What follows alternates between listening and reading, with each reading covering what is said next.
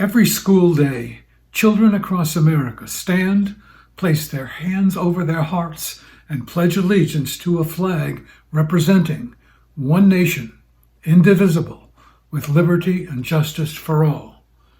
But when they turn on the news, they see a different reality, a nation fractured, democracy under siege, freedoms slipping away. Hello, I'm John McDonnell Tierney. I'm a grandfather, and like many of you, I worry about the America my grandchildren will inherit. If we do nothing, their future may belong to autocrats and oligarchs. So when my grandchildren ask, "What did you do to defend democracy when it was under attack?"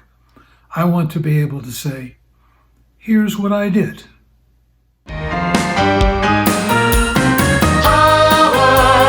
Power to the people, for it is the people who keep us free.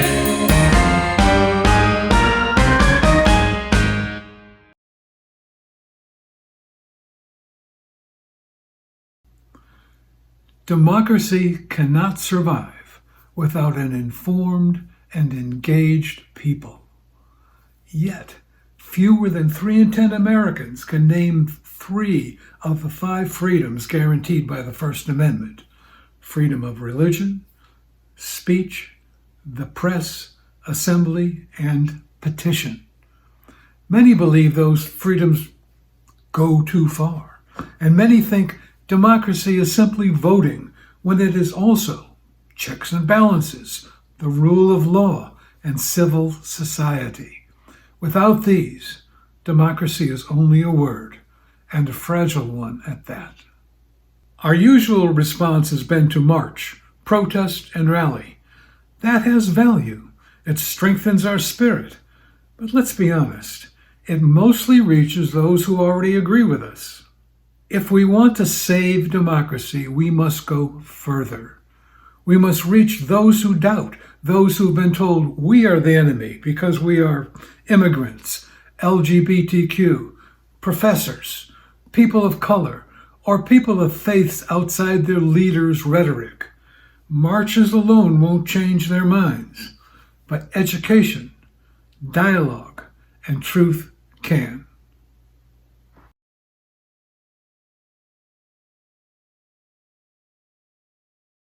Psychologist Lev Vygotsky described what he termed the zone of proximal development, or ZPD. That's the gap between what a person can do alone and what they can do with help. That's where growth happens. Some Americans, roughly 20-25%, are locked outside that zone. They are diehard in their beliefs and will not be moved. But others are uneasy. They feel conflict when what they see doesn't match what they're told to believe. They are in the zone, and with the right conversations, the right encouragement, they can move. So the question becomes, how do we reach them?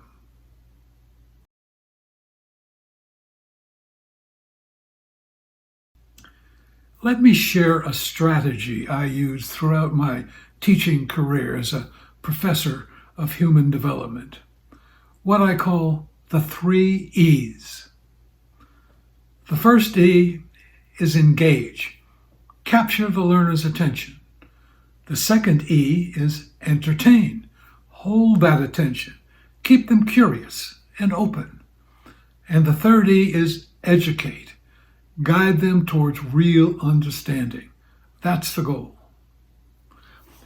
Now, when I was teaching Psychology 101, I had one big advantage. The students came to me. Most of them weren't all that interested in psychology. It just filled a graduation requirement. But at least they were in the room. We don't have that luxury out here. Out here, people won't show up just because it's good for them or they're taking a course. We need to draw them in. And that's where theater comes in. Not a lecture, not a protest, a show.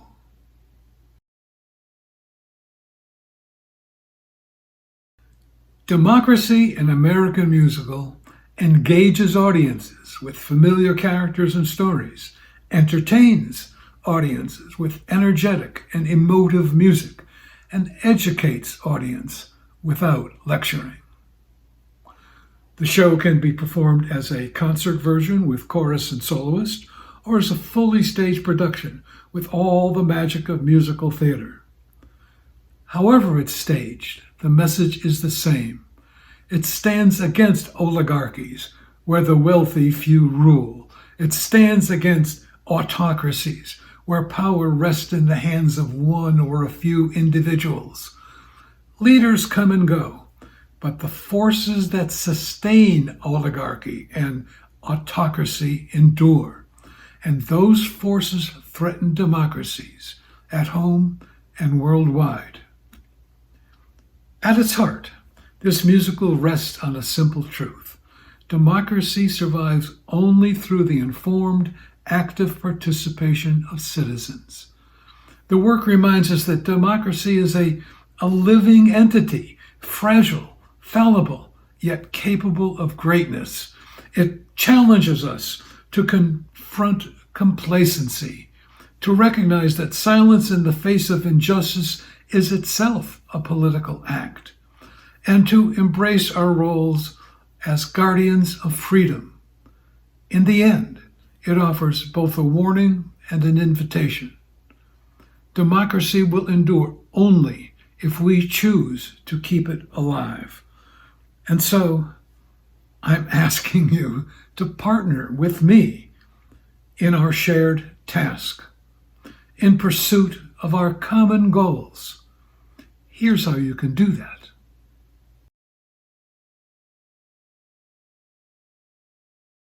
Marches and rallies matter, but they don't reach the people in the zone. This musical can, and you can help make that happen. Here's how. 1. Identify connections. Think of the people you know at theaters, schools, civic groups, libraries, faith communities. Somewhere in your circle, someone can open a door. 2. Make the introduction. A simple note. I know a composer with a powerful new music about democracy. Can I connect with you? That one introduction matters more than 100 cold emails from me. Share the materials. I have scripts, music, and videos ready.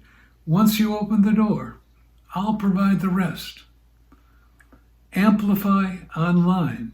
Share the project on social media, in newsletters, or with friends. Every share matters. And finally, use my music. Use any or all of the 20 songs in the show for free at your events. And here's the good news. You don't need to do it all. Choose one step. Do what fits your time, your comfort, your connection. Every action helps.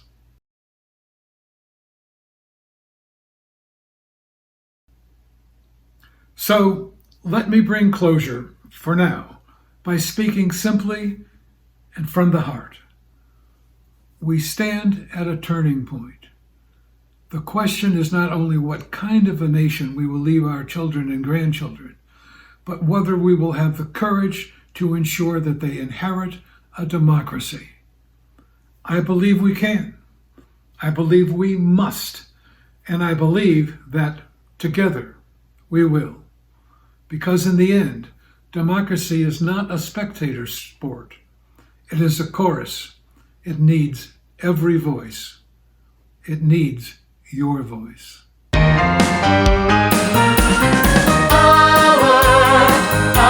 to the people, for it is the people who keep us free.